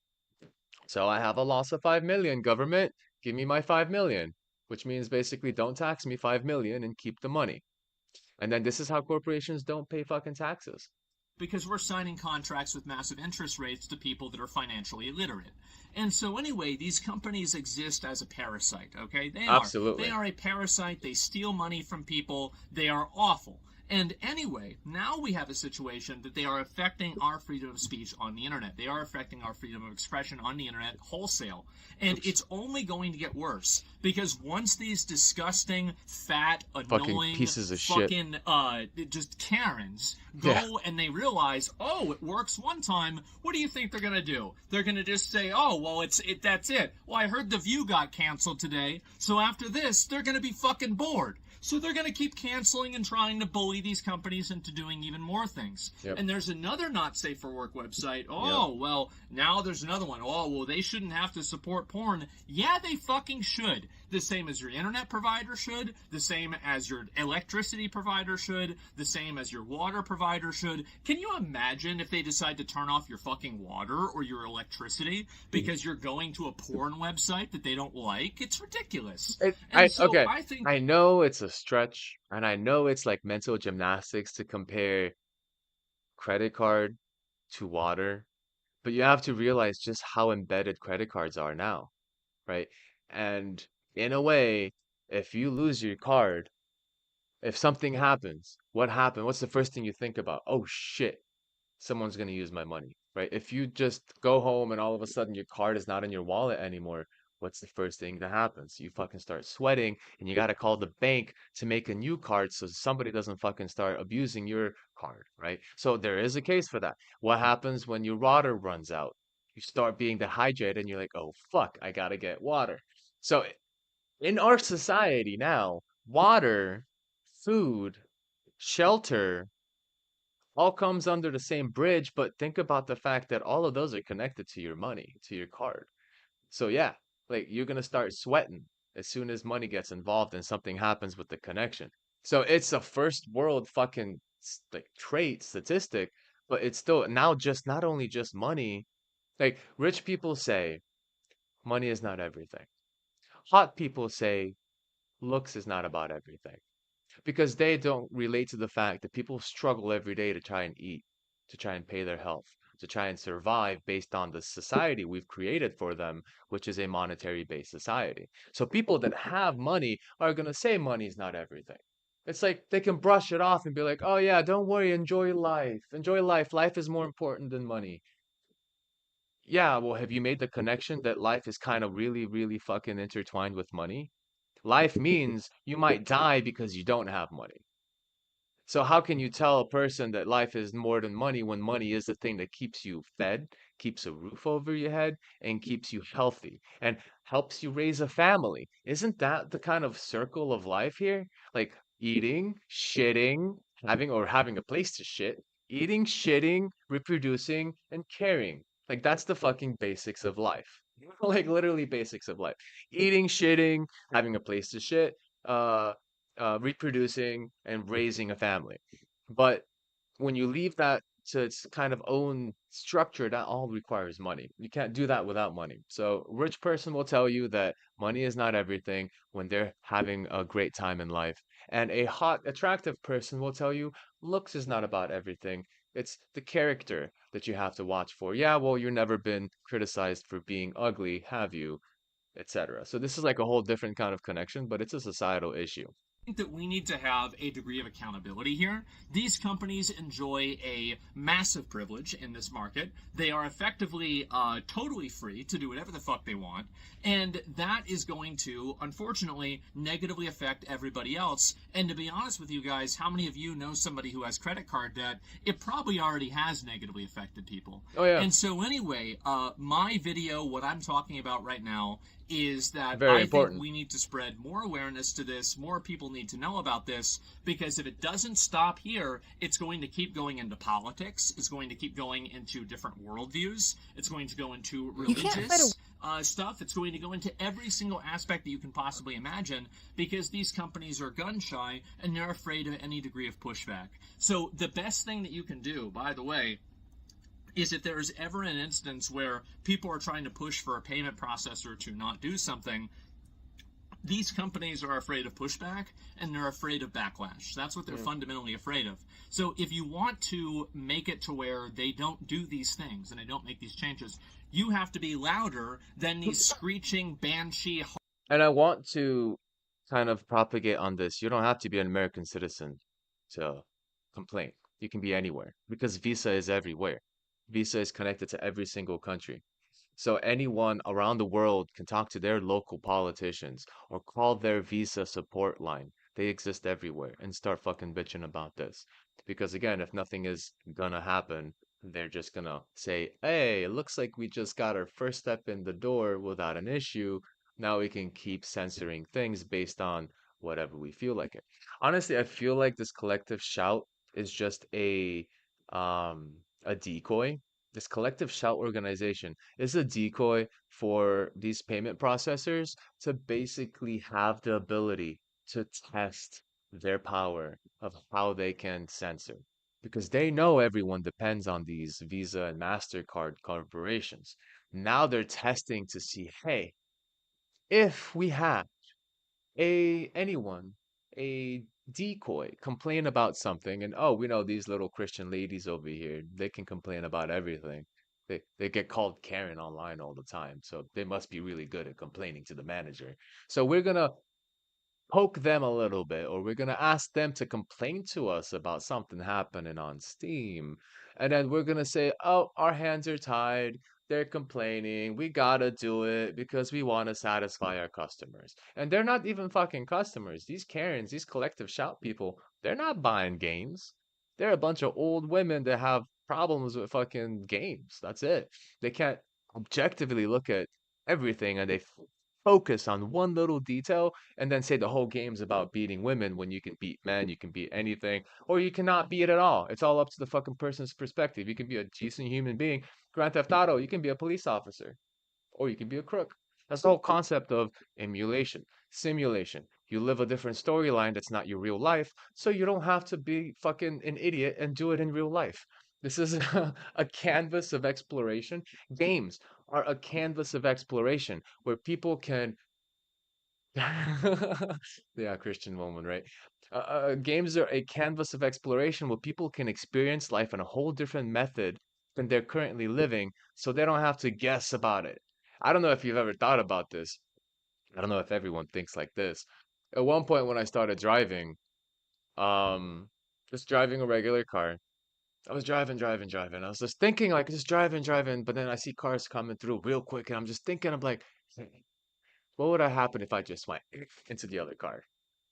Imagination. Never did it, but my brain just kind of showed me what would happen. It would go boom, I'd flip over and flip around and fucking go crazy. And I had like this little mental flash of what's gonna happen. I'm like, nope, not gonna do that. Gonna keep driving in my fucking lane. Like, there's a level of like imagination that we have to apply, but for people without that level of imagination, well, that's what video games does. It provides a canvas to experience life in a way that's not the real world around you. Yeah, you can be a police officer in Grand Theft Auto. You can be a crook in Grand Theft Auto. But you know what? These Karens, these Christian fucking Karens, they are Christian. They're absolutely Christian. They're gonna focus on the fact that you can be a crook and not mention that you can be a police officer because they want to make a specific argument. So Visa and all them, they're coming together like, can we manipulate companies? And they're like, wait a minute, we have access to everyone's fucking bank information. What if we got this caring group to basically come in and start complaining about some bullshit? And then we threaten people that we can stop their fucking payment processing if they don't remove that bullshit. That sounds like a brilliant fucking idea. We don't even have to fucking go through the law. So it's a little bit of a conspiracy idea, but I'm pretty sure I'm not too far off from the big facts here. Because for how long have game companies like AAA titles been fighting with Steam, Epic Games, fucking Ubisoft, and they can't make a fucking basic fucking launcher. Every time I use Epic Games launcher, that shit either crashes. Oh, remember Origin? Ugh. As soon as a game said that it uses the Origin client, I didn't even fucking buy that game. I was like, no fucking way. You cannot force me to use your piece of shit software. So instead of like making their shit better, they're gonna try and stun everything else on the internet.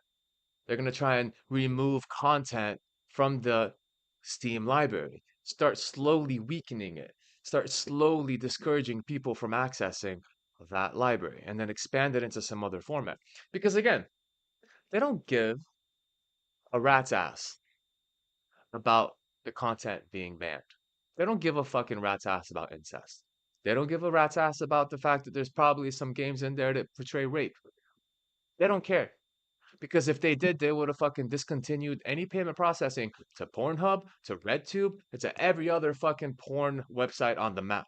If they actually fucking cared. That's the first one to go through because those actually affect real people in real life. Not in a fucking video game that simulates a type of emulation of a different reality.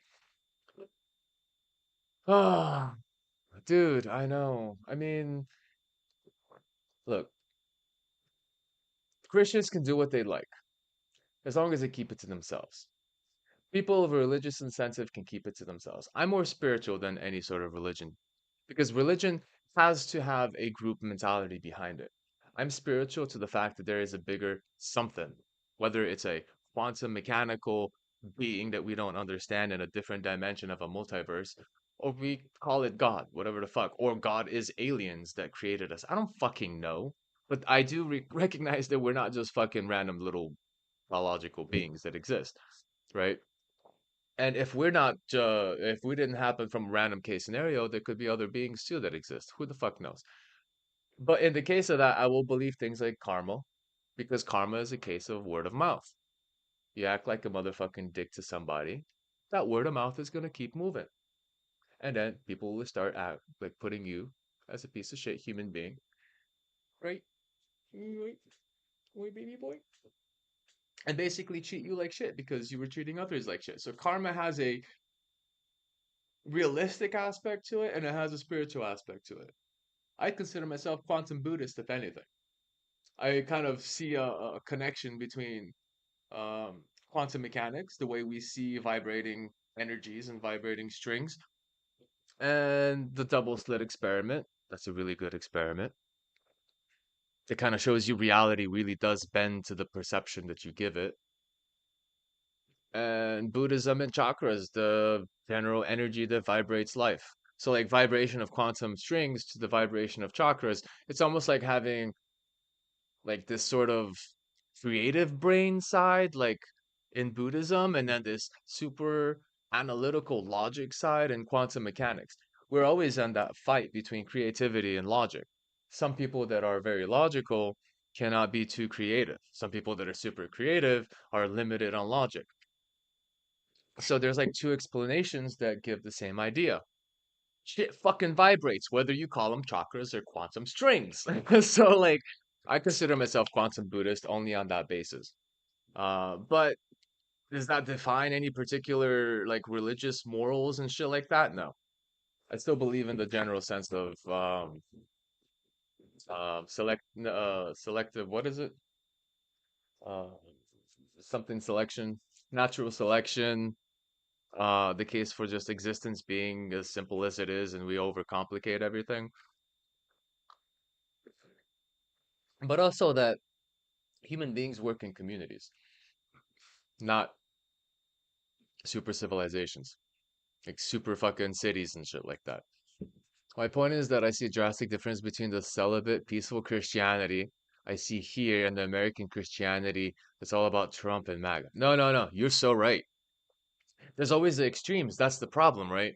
And because it's a religion and you go to a grouping and you have this kind of like amped up group of people that are just kind of like amping each other up and fucking yeah, we're fucking Christians, yeah, MAGA, yeah. Someone says MAGA, everyone else starts saying MAGA. It's just how humans work. We are a tribe-like people, right? That's just the human mentality. We go to where we are accepted, and then we adjust with that group together. Just how it fucking works. So yeah, in America, that's super tribal because that's kind of how we're conditioned from the start is to be a tribal people. Whether it's for a specific sports team, whether it's for a specific political party, whether it's for a specific brand name, whether it's for a specific fucking actor, we're all fucking tribe people in America because we're conditioned from the start to be behind something and not really think for ourselves, but think like the collective. That's the problem. So a Christian in Egypt, like you mentioned, it's gonna be hella different. It's gonna be hella different than a Christian in America. Because again, Americans have first world problems. Egypt has actual problems. When you see the difference between a Karen complaining about a sex game on Steam versus people starving in certain places, we put a little bit of a type of balance to the fact that food may be more important than your concern about weird porn. Like, that's the problem. Americans have first world problems and they forgot what real problems were. And that's where Karens came from. The life of comfort, the life of luxury, and then feeling like they have the better perspective on the world and that they must change the world for the betterment of mankind, even though they think there's a specific way that works, which means restricting people's freedoms from that benefit. So that's how Karens exist. And you know what Karens do? Karens create chads. No, yeah, they create chads. They create chads because a man is supposed to grow up beating his brother, having fun, being physical, and just doing boy stuff. But Karen's like, no, no, no, you're gonna respect each other. Fair, that's understandable, but boys are gonna be boys. That there's a fucking reason for that because we're a bit more physical. We play by boxing, we play by wrestling, we play with these sort of mentalities, but you restrict that type of mentality from a child, from a guy, he becomes more feminine. And that feminine guy has a particular set of attention and focus. And basically, either Karens create incels directly because these boys don't have any confidence. Their actual existence in world is to fuck around and find out. That's how boys learn. Or they get sheltered by Karens and then they become incels because they're not basically confident in their abilities. And then Chads are actually a different form of source for Karens because Chads used to be Karen's lover until Chad figured out he was able to get whatever the fuck he wants and whatever female he wants, and then left Karen. And then Karen's pissed off at this one Chad, so now every guy around her is Chad, and Karen's pissed off at every single guy, so now she's lashing out. And then, you know what's funny? How ironic How ironic is it that this happened right after Grok released a AI companion, a visual anime representation of a female? How ironic is it that this collective shout group, literally just days after that happened, they're all like weird about the fact that AI is gonna probably replace females and females gotta fucking put their pants up and start being decent human beings again if they expect to like find a guy that's decent. Otherwise, you're stuck with a Chad that's gonna abuse the crap out of you because that's the bad boy. Girls love bad boys. So you have this weird sort of tug of war between guys trying to just live their fucking life and girls be like, why aren't you dating people? And it's like, because I've seen what it looks like and no thanks. And now some people are like diving into this AI companion. I was thinking like, man, if I got an AI Pikachu, that'd be sick. But then I realized later going to the X, it's not a Pokemon companion. It's a female anime companion. And some people really dive into that shit. So how ironic is it that X created Grok to have an AI companion? A couple of days later, fucking collective shout is trying to ban every single anime incest NSFW game on the network on the fucking internet. I find that ironic as fuck. All right, let's finish off with Harpy, Asmon. siren Karens. That's what you have to do. You have to do that. And if you don't, they're going to be a lot louder than you are. And that's what's happened for the last 10 years. And luckily, now, especially in the past 3 years, the majority of the internet has basically said, hoes mad, too bad. And we've decided to ignore them. However, Yeah, they have found, as I said, that one weak link, which is the payment processors. And again, they are awful, they're terrible, but they are a symptom and not the disease. We have to look at these payment processors, how much of a monopoly and everything that they control inside of any online transaction, inside of anything that you're doing in terms of money, and are they using that position in some way that is beneficial for everybody? Is this something that subverts subverts people's expression, or is it something that hurts it? Well, it's pretty obvious, isn't it? And so I wanted to make this video, and I wanted to talk to you guys about it because I feel like nobody else is saying anything. A lot of people might not understand this issue, or they might think, oh, well, it's just a rape game or something like that. Here's where they should draw the line. Is it illegal? If it's illegal, then yeah, of course they shouldn't give it service. yeah. If it is, then yes, they should absolutely have to. All right, so let's go for like the more what the fuck is this collective shout concept? I'm not gonna go through the whole video. I'm actually let me put this in the description for y'all if you want to finish it off later. But I'm kind of done with this subject myself. And I do want to chill out for a bit. What am I doing here? I want to chill out for a little bit and come back later, take a quick break. I don't like to keep the stream going when I'm not here, unless y'all are fine with just chilling in stream. I'll put some music on, but normally I just kind of end the stream. So now put that there. Wow. So we got this, and then the collective shout, and then of course Mr. Asman. Not that he needs more attention. He's doing very well for himself.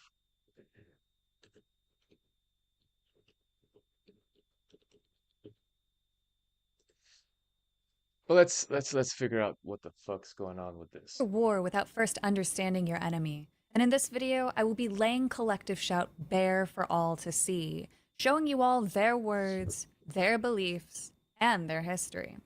In the last 48 hours, I have been labeled a man by them for daring to speak out. Since then, they have done nothing but continue to use harsh language to try to make a point.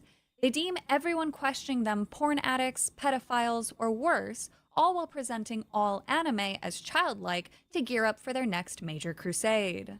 They never once engage with a single woman who speaks out against them and seem to prefer to silence them.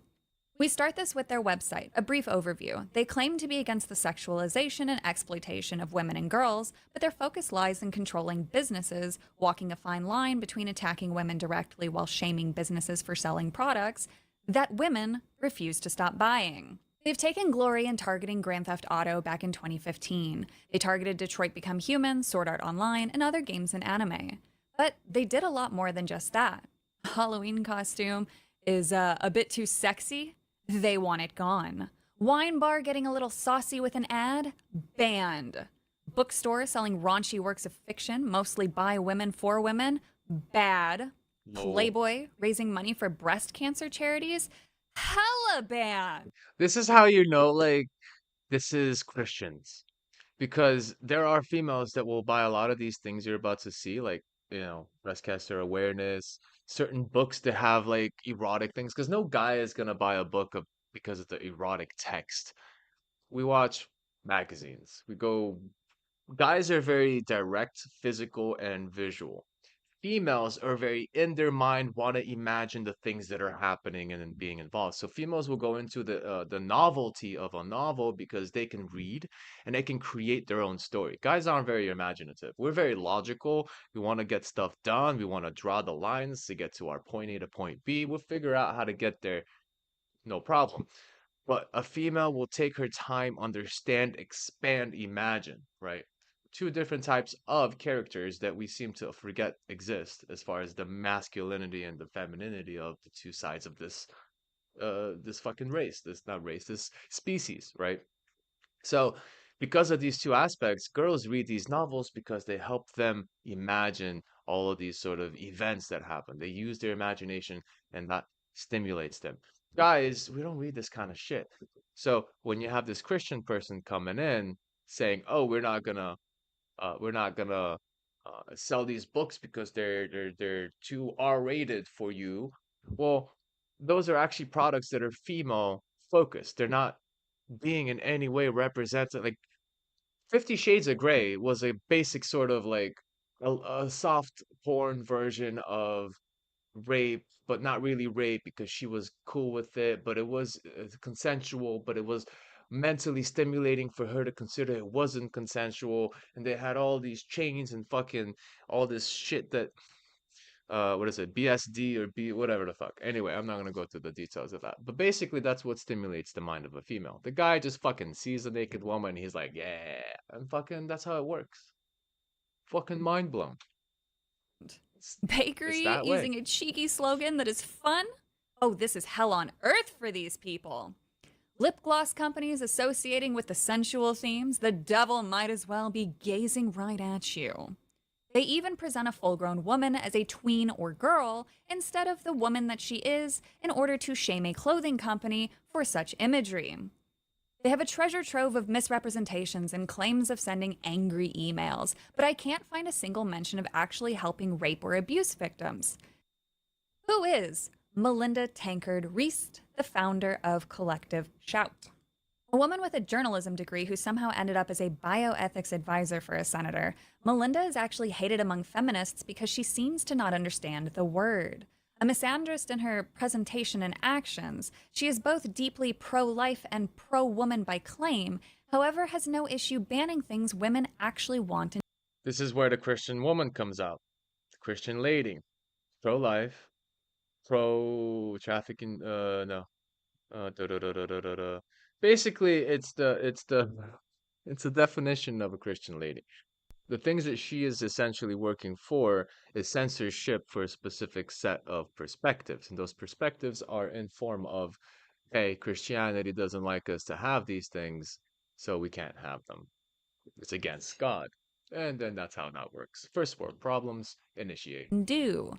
Born in 1963, she's a 61-year-old and is dedicating her golden years to fighting fiction instead of spending time with her family. Not even a year after getting hired for some position she isn't qualified for, the senator she worked for was able to pull abortion pills from Australia in developing nations that Australia had its claws in, Damn. denying women safe abortion options even in the face of rape or incest. The rest Damn. of the world, by comparison, was using these pills. This is when actual feminists started to notice her, and she has been a thorn in women's side ever since.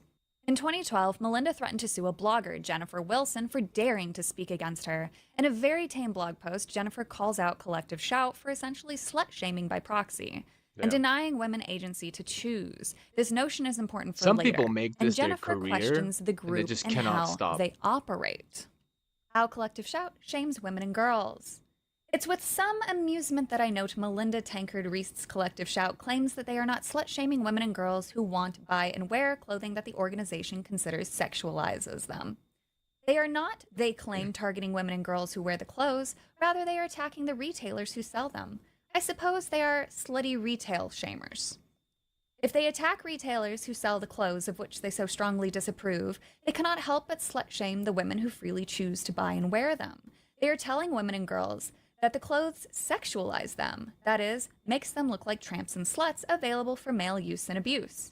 You can't have these clothes, Collective Shout says, because they make you look available, and if you won't stop buying them, we'll stop them from being sold. Believe it or not, no retailer on earth stocks products nobody wants to buy and hopes to prosper. Clearly, somebody wants the clothing Collective Shout loves to hate. Not everybody shares their aesthetic. Maybe it's a class thing. I noticed they aren't going after David Jones and Pumpkin Patch, who service the middle class and peddle a different aesthetic from Target. What's certain is that if someone is trying to prevent stores from stocking the clothes you want because they think it's immoral, you are being judged and shamed for your choices by people who believe they know better than you and how you should look. Yep. I've never looked at a young girl and thought, she looks like a tramp, or more formally, she's been sexualized, no matter what the girl is wearing. It's Karens do that. They look at everything and judge the shit out of it. There's some people that just can't kind of like exist harmoniously with the rest of the people around them. They always have to like look at someone and start picking them apart like, damn, those earrings are giant. Fuck, her nose is huge. Damn, that's a trashy ass skirt. Like those are the thoughts that just go through that person's head. And then the rest of us are like chilling, like, hey, tell me about yourself. How's your life? How you doing? How's everything around you? Your family, your friends, your work, everything good? Cool. Like, you can't be a normal human being. You gotta immediately start judging things. In this case scenario is an American thing. I know a lot of friends of mine's that have gone through these classes before going to university to kind of integrate into the society in America, the United States specifically. And they have to go through this like social existence with the world or the United States. Like one of the things they basically had was like a class that tells you that, oh, when you meet some American, make sure you take a look at their earrings or whatever they have and give them a compliment on the things they own. Like that's the kind of shit that gets fed to them. Look at somebody, give them a compliment, means you're doing good. But then what's the opposite? When you be a fucking dick, you look at them, you say something negative, and that's how you do the thing that they do is criticize each other all the time. So like there's this whole class before you go to college in America that you go through to learn the culture of America, and it turns out the culture is just the fucking shit you have on your body, not the who you are, not how you present yourself. Not if you're an actual dick or a good person, but how are you dressed? You got Nikes on? You got some chains? Like all that kind of bullshit. So I'm gonna cut it there. I'm gonna go chill now. Probably play some games, probably some Marvel Rivals. But in the end, you get it. There's nothing crazy here. I put the links down so you can watch it further. It's just the awareness. Spread the word. Keep yourselves informed. Make sure you're not letting this get to any extreme levels. Ah, and let's hope this stops because it keeps on going. It keeps fucking going. At one point, it's fucking stop killing games, and now it's this collective shout shit, and it just really starting to seem like people are getting more and more aggressive on censorship and on control because I feel like they're realizing the internet's pretty damn free and they don't like it when they don't make money from the internet. Anyway, thanks for joining. Appreciate you, especially if you stayed all the way to the end.